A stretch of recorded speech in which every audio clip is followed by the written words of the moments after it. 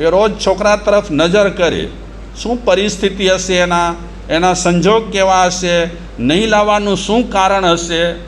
માસ્તર સાહેબને ખરાબ દૃષ્ટિ નથી અને હું નહીં ભણાવું એવા પણ વિચાર નથી, પણ શું હશે, શા માટે નહીં લાવતો હોય. પણ એક દિવસે એ છોકરો કાંઈક લઈ આવ્યો કટોરામાં ઢાંકીને અને માસ્તર સાહેબની સામે રાખ્યું. માસ્તર સાહેબે ઢાંકણું ખોલ્યું તો એકદમ સરસ મજાની સુગંધ આવતી હતી, એલાયચીની, કેસર એમાં હતી, એ ખ્યાલ આવતું હતું વાસથી. એ હતું કઢિયેલું કેસરવાળું દૂધ, બદામ બધી નાખેલી હતી. હો, માસ્તર સાહેબ વિચારે છે જે છોકરા માટે હું વિચારતો હતો એ છોકરો તો આવો સરસ મજાનો મસાલાવાળો દૂધ પાક લાવ્યો છે. એટલે માસ્તર સાહેબ બહુ રાજી થયા ને છોકરાને કહે છે, બેટા આજે તારી માએ આ દૂધ પાક મારા માટે મોકલ્યું. તો છોકરો કહે, હા સાહેબ, તમારા માટે દૂધ પાક મોકલ્યું. કેમ કે આજે મારા નાના ભાઈનો છે ને જન્મદિવસ છે. ઓહો, એટલે આ દૂધ પાક તારી માએ બનાવ્યો અને મારા માટે પણ તું લાવ્યો. પણ માસ્તર સાહેબ એવી વાત નથી, મારી વાત પૂરી સાંભળો તમે. મારી માએ દૂધ પાક બનાવ્યું, પછી અમે બંને ભાઈ શેરીમાં રમતા હતા. રમતા ભૂખ લાગી એટલે અમે દોડી કરીને ઘરે આવ્યા. ઘરે આવી કરી અને માને કીધું, માં બહુ ભૂખ લાગી છે, કડકડતી ભૂખ લાગી છે, બહુ ભૂખ લાગી છે. તો માએ કીધું કે જો દૂધ પાક તૈયાર છે, જરા હું થાળીમાં નાખું છું, એ થાળીમાં રહેશે, ઠરશે, પછી પીજો, ઉતાવળ ન કરતા, નહીં તો આ દૂધ પાક ઉતાવળે પીશો ને ગરમ તો ક્યાંક દાજી જશો. એટલે થાળીમાં દૂધ પાક ઠાર્યું મારી માએ. પછી અમને વિચાર આવ્યો બંને ભાઈઓને કે ઠરતા થોડો ટાઈમ લાગશે. એટલે અમે ગયા પાછા શેરીમાં રમવા માટે અને મારી મા ગઈ પાણી ભરવા માટે તળાવે. એ ગઈ તળાવે, અમે રમતમાં પડી ગયા. ત્યાં એક લાલિયો કૂતરો અમારા ઘરમાં ઘૂસ્યો. માસ્તર સાહેબ, એ લાલિયો કૂતરો ક્યારે ઘૂસ્યો મને ખબર ન પડી, મારા ભાઈને ખબર ન પડી. મા તો પાણી ભરવા ગઈ હતી.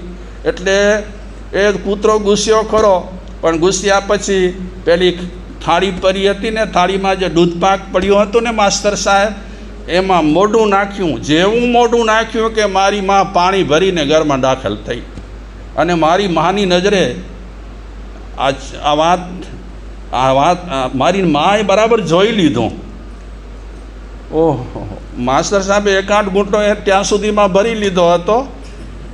પછી માસ્તર સાહેબ છોકરાને કહે છે, આવો કૂતરાનો હેઠો દૂધ અહીંયા લાવ્યો, તને બીજું કોઈ ન મળ્યું તે મને પીવડાવવા માટે લાવ્યો. એટલે માસ્તર સાહેબને ગુસ્સો આવી ગયો. જ્યાં સુધી એમાં ડોસ જોયો ન હતો ત્યાં સુધી એને દૂધ પાક કેવું લાગ્યું, એની ખુશ્બુ બધી સરસ લાગી. પણ જેવો ડોસ જોયો કે દૂધ પાક પરનો મન એનો ઉઠી ગયો, ખરેખર ઉઠી ગયો. એકાદ ઘૂંટડો ભર્યો અને લાગ્યું કે હાય કૂતરાનો હેઠો દૂધ આ છોરાએ મને પીવડાવ્યો. પછી ગુસ્સામાં માસ્તર સાહેબે પેલો કટોરો હતો ને એકદમ ધમાક કરતો ને જમીન પર પછાડ્યો. એટલે માટીનું હતું કટોરું, ફૂટી ગયું. એટલે છોકરો પેલો રડવા લાગ્યો. તો માસ્તર સાહેબ કહે છે, ધૂળ પડી તારા આ કટોરામાં, એવું તે શું ભર્યું પડ્યું છે કટોરામાં કે ફૂટી ગયો તો રડે છે. એટલે છોકરો બિચારો રડતા કહે છે, માસ્તર સાહેબ તમને ખબર નથી, આ કટોરામાં છે ને મારો નાનો ભાઈ છી કરતો હતો. હવે આ દૂધ પાક માસ્તર સાહેબને કેવો લાગે? સંસારમાં પણ આવું છે. જ્યાં સુધી દોષો ન દેખાય ત્યાં સુધી સંસાર મીઠું લાગે, મધુરું લાગે, સ્વાદિષ્ટ લાગે, સુગંધી લાગે. ક્યાં સુધી લાગે?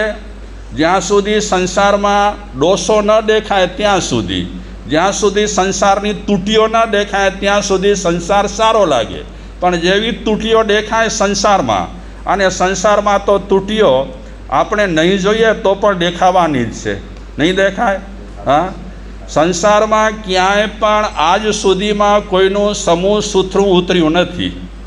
અને આપણે વિચારીએ કે મારા ઘરમાં ઝઘડા ન હોય, મારી સંસ્થામાં ઝઘડા ન હોય, મારા સંઘમાં ઝઘડા ન હોય? પોસિબલ છે? ક્યાંય પોસિબલ નથી. માપરમાં નહીં, બધે ઠેકાણે આવું ચાલે જ છે. કારણ કે બધે કાગડા કેવા છે? કાળા છે. ક્યાંક ધોળા કાગડા હોય, એને બીમારી કંઈ લાગુ પડી ગઈ હોય તો. બાકી તો આ સંસારમાં દાંડિયા રાસ ચાલ્યા જ કરતી હોય. અને તમે વિચારો કે સંસારમાં દાંડિયા રાસ ન હોય તો આપણે નવરા બેઠા હોઈએ ત્યારે વાતો કોની કરીએ? હા, ટાઈમ પાસ કરવો હોય, વાતો કરવા માટે કાંઈ પોઈન્ટ તો ખપે ને. અને પોઈન્ટ ન મળે તો ખુશાલભાઈ તમને ઊંઘ આવે જ ને. ઊંઘ આવે જ. એટલે સંસારમાં આ સંસાર તો એટલો સરસ મજાનો જ છે કે સવારના ઉઠીએ ત્યારથી લઈ કરી અને આપણને પોઈન્ટ મળે ચર્ચા કરવા માટે. તે રાત્રે આપણે સૂઈએ ત્યાં સુધી એટલા પોઈન્ટ મળી જાય કે જેટલા તમારે પુસ્તક લખવાય લખ્યા કરો બાપા શાંતિલાલભાઈ. આ સંસાર છે. પણ જ્યાં સુધી સંસારમાં આપણને ખામીઓ જણાય નહીં ત્યાં સુધી આપણે એકદમ ચીપકીને બેઠા હોઈએ. પણ જ્યારે આપણને ખામીઓ જણાય ત્યારે શું કરીએ? સંસારને એક ઝાટકે આ જંબુકુમારની જેમ શું કરી દઈએ કે હેળો સંસાર. હેળો ના, પહેલેથી આવો નથી સંસાર, પહેલેથી આવો જ છે. ક્યારે પણ કોઈનો સંસાર સારો બનતો નથી. મનને સ્વસ્થ બનાવવા માટે પ્રયાસ કરવાનું છે. મનને સમતા ભાવમાં રાખવા માટે પ્રયાસ કરવાનું છે. તમે ધર્મ ધ્યાન જે કરતા હો તે તમને જે ફાવે તે કરો. પણ શરત મહાપુરુષોની એ છે કે એ ધર્મ ધ્યાન કરતાં તમારું મન બગડવું ન જોઈએ. ઘણી વખત આપણે બધા ધર્મ ધ્યાન કરતાં મનને બગાડી નાખીએ છીએ. આમ હેન ભર જો અહીંયા ને, આમ હેન ગચ્છ જો અહીંયા ને, આમ હેન મત જો અહીંયા. અને આવા આપણા મનમાં વિચારો આવે તો મન અસ્વસ્થ થાય કે ન થાય? હા, મન અસ્વસ્થ થાય જ. પણ આપણે એકદમ સમજી લઈએ, એકદમ જાણી લઈએ, આપણને થોડું જ્ઞાન થઈ જાય પછી આપણે તટસ્થ થઈ જઈએ કે સંસારમાં તો આમને આમ બધું ચાલ્યા જ કરવાનું છે. ને. હા, મનને સ્વસ્થ બનાવવા માટે અને મનને ક્ષમતામાં રાખવા માટે પ્રયાસ કરવાના. આપણો કયો ગચ્છ મહત્વનો છે અને કયો મત મહત્વનો છે એની ચર્ચામાં ઊંડા ઉતરવા જેવું જ નથી. બહુ ઊંડા ઉતરીશું તો જેમ સંસારમાં કચરા પડ્યા છે ને તેમ ગચ્છ મતોમાં પણ કચરા જ ભર્યા પડ્યા છે. એમાં ક્યાંય પણ ઊંડા ઉતર્યા તો ગયા બહારના ભાવમાં કર્યા કરો. પછી ચર્ચાઓ આ ગચ્છ આવો ને ફલાણો ગચ્છ તેવો. તો સુંદર વાત મહાપુરુષે કરી છે કે મનને સ્વસ્થ રાખવા માટે તમારાથી જે થાય તે કિમિયા આઈડિયા કરતા રહો કે મારું મન કેમ સ્વસ્થ થાય. માથું આપણું દુખે ને તો આપણે કોઈ ગોળી લઈ લઈએ. આપણને ખબર હોય કે આ ગોળી લઈ લઈશું તો આપણું માથું મટી જશે. તાવ માટે પણ આપણે કોઈ ગોળી નક્કી કરેલી હોય. પેટમાં ચૂંક પડે તો ગોળી કોઈ નક્કી કરેલી હોય. શરીર દુખતું હોય તો કોઈ ગોળી નક્કી કરેલી હોય. એટલે શરીરને સ્વસ્થ રાખવા માટે માણસે કાંઈ ને કાંઈ આઈડિયા નક્કી કર્યા છે, કાંઈ ને કાંઈ કિમિયા નક્કી કર્યા છે. તો મહાપુરુષો આપણને કહે છે કે મનને સ્વસ્થ રાખવા માટે અમે કિમિયા બતાવીએ, તમને અમે આઈડિયા બતાવીએ. એ માણસ પુરુષો આપણને આઈડિયા બતાવે છે, કિમિયા બતાવે છે કે મનને સ્વસ્થ કઈ રીતે રાખવાનું, મનને સમતા ભાવમાં કેમ રાખવું, આપણી સમતા ભાવ ટકે એના માટે શું કરવું. તો હવે આ દૂધપાક પર માસ્તર સાહેબને પ્રેમ ઉભરાય? હા, ન ઉભરાય ને. કારણ કે એમાં દોષ દેખાયો. તો સંસારમાં પ્રેમ ક્યારે ઉભરાય? હા, ક્યારે ઉભરાય? જ્યાં સુધી દોષ ન દેખાય ત્યાં સુધી પ્રેમ ઉભરાય. આ મારા છોકરા, આ મારા પોતરા, આ મારા ડોયત્રા, આ મારા વેવાઈ, આ મારા ઢીકડા, આ બધા મારા મારા મારા. એ જરાક આડા ચાલે એટલે ખબર પડે કે મારા, એ મારા છે જ નહીં. તો મહાપુરુષો આપણને ચિંતન આપે છે મનને સ્વસ્થ કરવા માટે. વ્યાખ્યાનો શેના માટે છે? પ્રવચનો શેના માટે છે? સત્સંગ શેના માટે છે? મનને સ્વસ્થ રાખવા માટે કે આપણને ક્યાંક સારા વિચારો મળે. મેં પહેલાંય કીધું હતું કે વ્યાખ્યાનમાં જેટલું કહેવાય છે એ સાધુઓ પણ અમલમાં નથી મૂકતા, સાધ્વીઓ પણ અમલમાં નથી મૂકતા. તમારાથી પણ બધું અમલમાં મૂકાય ન પણ મૂકાય, પણ થોડીવાર આપણે સાંભળીએ તો ક્યારેક ક્યારેક કોક આપણને પોઈન્ટ મળી જાય તો એ પોઈન્ટ આપણા માટે ઉપયોગી થાય. તો મનને સ્વસ્થ રાખનારા એ જંબુકુમાર જોઈ લો. હવે એમને કોઈ 3 લોકનો રાજ આપે તો એમના માટે હવે 3 લોકનો રાજ કેવો? હવે કાંઈ નહીં. હવે એને બિલકુલ કોઈ પદાર્થો પર રસ જ નથી, ઇન્ટરેસ્ટ જ નથી. અને કેમ ઇન્ટરેસ્ટ નથી? તો એમને જાણી લીધું, એમને જ્ઞાન મળી ગયું. સુધર્મા સ્વામીના સંપર્ક પછી એમને પ્રતિબોધ થયો, બોધ પામ્યા, સમજ આવી. અને સમજ આવ્યા પછી એ પદાર્થો બધા બેકાર લાગે છે, નકામા લાગે છે. તો આપણે વાત કરીએ હવે કે બધા લોકો હવે તૈયાર થાય છે દીક્ષા માટે, એક પછી એક. ઋષભદત્ત, ધારિણી, એમના પુત્ર જંબુકુમાર, એની 8 પત્નીઓ, આ બધા જ દીક્ષા લેવા માટે તૈયાર થયા છે.